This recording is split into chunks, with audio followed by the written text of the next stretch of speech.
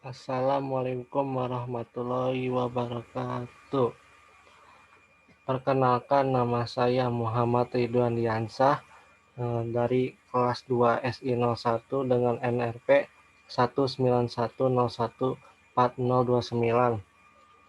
Di sini saya akan mempresentasikan salah satu materi IMK, yaitu prinsip usability.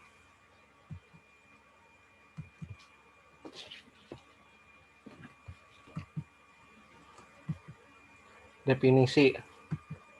Apa itu definisi usability? Didefinisikan sebagai derajat kemampuan sebuah perangkat lunak untuk membantu penggunanya menyelesaikan sebuah tugas.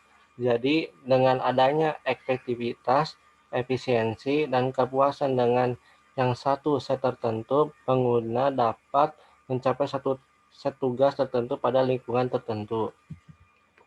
Untuk menentukan keberhasilan sistem, yang pertama, useful atau berguna, yaitu sistem yang berfungsi seperti diinginkan penggunanya. Jadi, yang pertama harus dilihat dari fungsi sistem itu sendiri. Yang kedua, usable atau dapat digunakan. Jadi, sistem yang mudah dioperasikan. Yang ketiga, used atau digunakan, yaitu sistem yang memotivasi penggunanya untuk menggunakannya, menarik, menyenangkan, dan lain-lain. Jadi, dalam penggunaan dapat membantu untuk aktivitas sehari-hari. Apa itu prinsip usability? Pada intinya adalah optimasi penggunaan sistem yang digunakan oleh pengguna. Sistem akan bekerja dengan baik apabila digunakan secara maksimal oleh pengguna, sehingga semua kemampuan dari sistem dapat memanfaat dengan baik. Komponen kualitas usability. Komponen penentu kualitas daya guna. Yang ke-1, learnability. Kemudahan bagi pengguna untuk menggunakan sistem secara efektif dan mencapai kinerja yang paling optimal, di mana sistem aplikasi perangkat lunak atau produk dapat dipahami oleh pengguna, yaitu waktu dan biaya. Jadi, mengapa learnability ini sangat penting? Karena dia akan berhubungan dengan waktu dan biaya. Jika prinsip learnability ini didapat sebuah sistem, maka perusahaan akan sangat untung mendapatkan keuntungan dari waktu dan biaya. Yang kedua, efisiensi, merujuk kepada cara dapat dilakukan sistem untuk mendukung pengguna dalam melakukan pekerjaannya.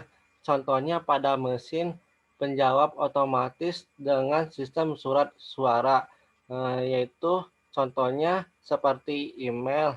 Itu kan kita tidak perlu repot-repot lagi. Biasanya dari manual kita mengirim surat itu ke via pos dulu dan menunggu sampai surat itu diterima. Dengan adanya sistem ini, salah satunya email, kita bisa menerima dokumen itu dengan cepat, mudah, dan tidak membutuhkan waktu yang lama.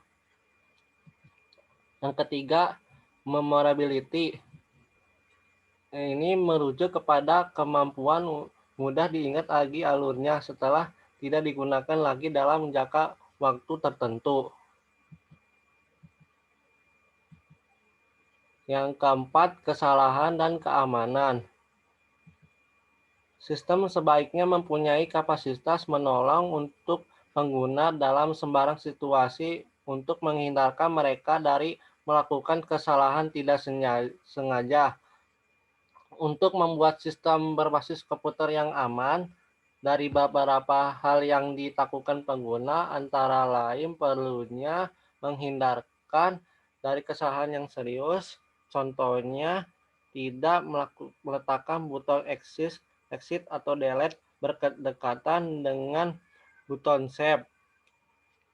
Terus menyediakan fasilitas recovery kita pengguna melakukan kesalahan.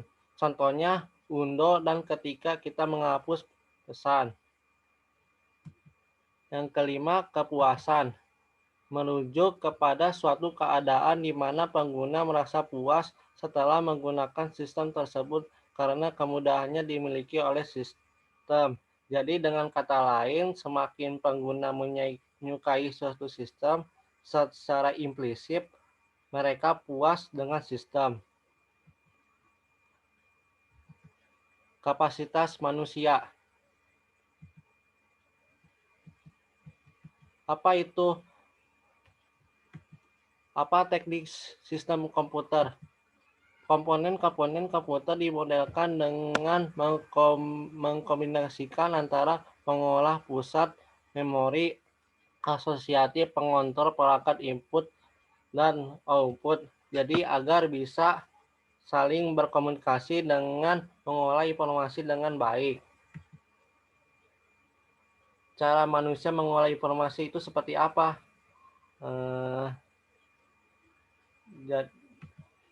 Semestinya manusia juga harus dimodelkan seperti komputer karena manusia bagian dari 3 aspek utama. Yang dimaksudkan 3 aspek utama yaitu terdiri dari hardware, software, dan brainware. Tapi karakteristik tiap manusia berbeda karena manusia lebih susah diprediksi, kurang konsisten, dan kurang deterministik. Jadi apa itu kapasitas manusia? Di dalam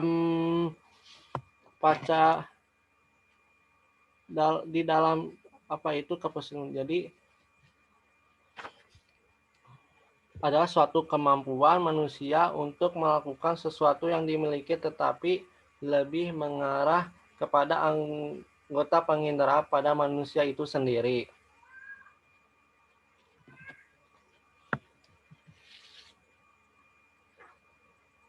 Penginderaan. Kegiatan memodelkan manusia adalah kegiatan yang cukup sulit karena manusia menggunakan panca indera.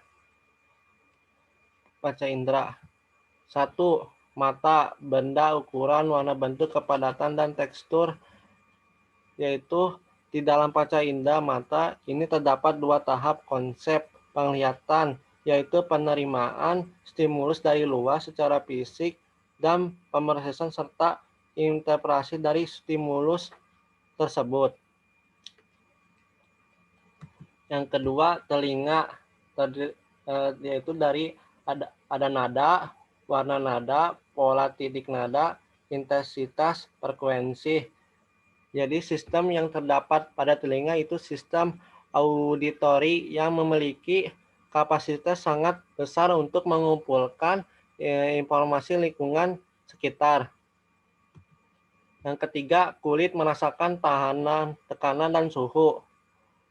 Manusia menerima stimuli melalui kulit. Kulit memiliki 3 jenis sensor yaitu termoseptor, noise receptor, dan mechanoreceptor.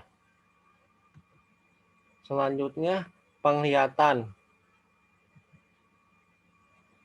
Dalam dunia nyata, maka kita selalu digunakan untuk melihat sebuah bentuk 3 dimensi. Tetapi dalam sistem komputer, yaitu menggunakan layar 2 dimensi. Jadi, maka kita dipaksa untuk mengerti bahwa objek pada layar tampilan sesungguhnya berupa objek 2 dimensi tetapi harus dipahami sebagai objek 3 dimensi. Memori, selanjutnya memori. Nah, pada gambar di situ terjadi sebuah proses yang membutuhkan waktu secara singkat yaitu dari 1 sampai 2 detik. Penjelasannya dapat dipandang sebagai sekumpulan register penyangga temporer. Informasi yang masuk akan dinyatakan dalam bentuk tak terproses atau tak terkodekan. Informasi disimpan dalam bentuk fisik dan bukan dalam bentuk simbolik. Selanjutnya ke short-term memory. Ini membutuhkan daya ingat selama 20-30 detik. Penjelasannya sering disebut sebagai working memory. Jadi maksudnya memori kerja menyimpan informasi yang dibutuhkan dalam waktu yang singkat atau sementara pada saat kita sedang melakukan pekerjaan. Dapat diakses dengan cepat namun berkurang secara cepat pula. Metode digunakan untuk mengukur kapasitas kemampuan mengingat kembali secara acak. Terus ada low-type memory. Low-type memory ini daya ingatnya sangat lama dan mungkin ini sangat tak mudah ingatan suka dilupakan. Penjelasannya sifat penyimpanannya sukar dilupakan. Jadi apabila kapasitas lebih besar, waktu akses akan lebih lambat, serta prosesnya hilangnya informasi lebih lambat dan sukar dilupakan. Penyimpanan utama untuk informasi faktual, pengetahuan berdasarkan eksperimen, pengalaman, aturan-aturan, prosedur, dan tingkah laku. Pengendalian motorik. Pengendalian motorik ini mempengaruhi bagaimana kita bergerak dan berinteraksi dengan komputer. Jadi pemrosesan aksi dimulai dari stimulus yang diterima sensor peraba, kemudian ditransmisikan ke otak untuk diproses sampai menghasilkan respon yang sesuai. Respon dari otak tersebut diteruskan ke otot alat gerak. Aksi yang disederhana seperti menekan tombol keyboard melibatkan sejumlah prosesan. Contohnya seperti mengetikkan 10 jari untuk mendapatkan 1000 huruf per menit, tetapi Anda yang mengetik dengan 2 jari, kecepatan 400 huruf per menit pun barangkali sulit untuk dicapai. Sekian dari penjelasan saya. Mohon maaf apabila ada kesalahan kata. Waalaikumsalam warahmatullahi wabarakatuh.